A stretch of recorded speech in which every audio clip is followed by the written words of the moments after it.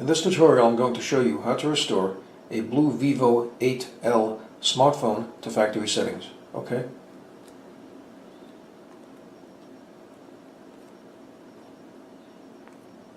Go to settings.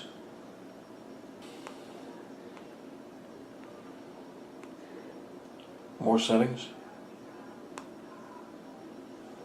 Backup and reset. Factory data reset. Now it says here, are you sure you want to restore? So go there. Okay.